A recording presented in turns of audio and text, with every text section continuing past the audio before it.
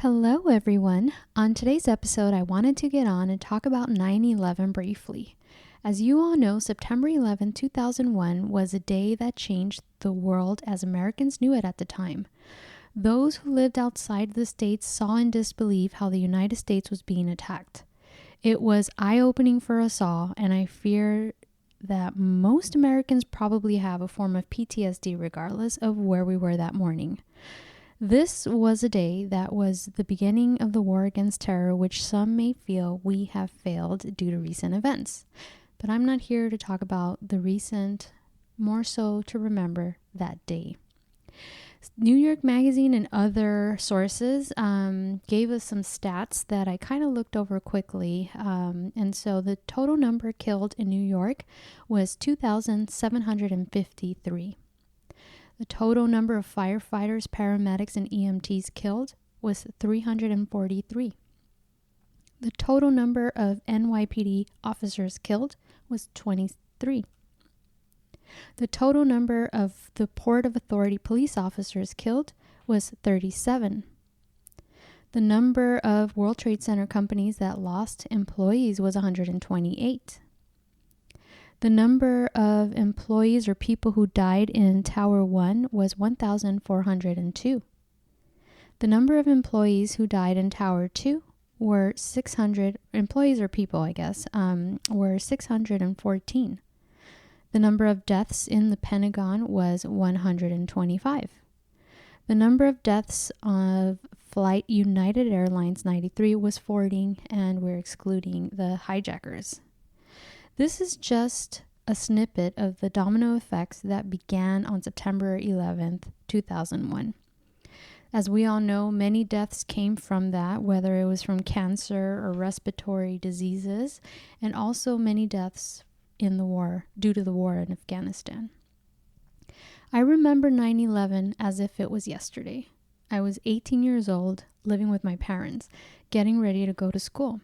At the time, I didn't drive, so my dad used to drop me off at school.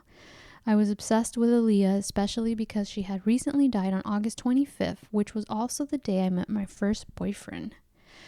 So I was really smitten at the time. But going back to that morning, my dad was watching TV, and I asked him what happened. He told me that the World Trade Center had a fire going on, and that Peter Jennings was reporting that it may have been an accidental plane crash. As I continued to get ready, Peter Jennings continued to cover the fire, and my dad kept watching and raised the volume, obviously, because I guess the more you saw how many floors were affected, my dad was like, wow, this is pretty serious.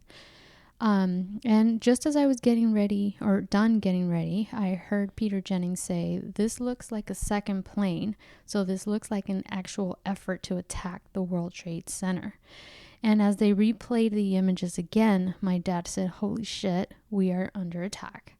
I stopped and stared at the TV, looked at my dad, and I looked at him as he looked in disbelief, like he didn't understand what was happening.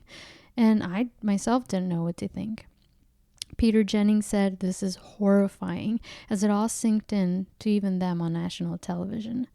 My dad then took me to school. The news was on the radio, and we practically rode in silence. He dropped me off and told me he loved me and to be safe. I put on my CD player with my headphones, and as I walked into school, I was going to be taking my film history class. I had Puddle of Mudd music blur like super loud in my headphones because I enjoyed listening to music loud, and the song Blurry was playing. If you guys have not heard the song Blurry, please look it up by Puddle of Mudd and just listen to the lyrics and imagine me, as an 18-year-old watching everyone. So as I walked, I noticed some TV stands in the hallway, as the school obviously realized this was something worth putting the TV stands in the hallway. And I don't know if it was the song Blurry that made everything seem really slow, like in slow motion, but I watched as people looked in disbelief, speaking to each other, hugging each other, some on their phones talking in tears. But now it seemed that everyone understood the depths of this attack. So I walked into class, and not even 5 minutes in, a classmate stood up, and he asked to be dismissed. And he literally said he couldn't concentrate because everything that was happening, you know, he wasn't sure if we were being attacked. And I'm not sure if the Pentagon was just confirmed to have been hit or we didn't realize it yet. I'm not sure. But the teacher acknowledged the fear and dismissed us all and wished us all to be safe. And again, I walked out of the class, put my music on, you know, I listened to rock music with emotions and, you know, just again, playing the song Blurry, right? Now I see peers crying, a lot of peers crying. The music just made it more powerful in my mind. And I think this is why I remember it so much. But my boyfriend at the time picked me up and, you know, again, we had just started dating. So we hugged and I was like, what is happening? Who would do this to us? You know, what's going to happen? So at that point, he drove me home.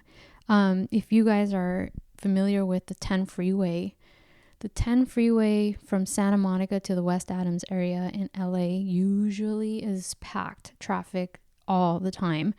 The freeway was empty, and I want to say this was like the afternoon or a little bit around the afternoon. It wasn't even evening time on September 11th. There was not a single car, maybe once or two. There was no cars, and I was like, really, that hit me too, because I said, oh shit, you know, I already knew it was serious, but there's no cars. This is like crazy serious. So as I got home, my parents seemed very somber because then themselves, you know, they didn't know what was happening. My brother, who's 7 years younger than me, also seemed worried. And so in the following days, there was, I think, a drop in crime. The streets were empty for a few days. Nobody would drive. A lot of people weren't working because none of us really knew how we, the United States, were going to respond, you know, because it was all so fresh. And again, this was 20 years ago, and some of you may have been too young to remember, or maybe some of you may have not even been born yet.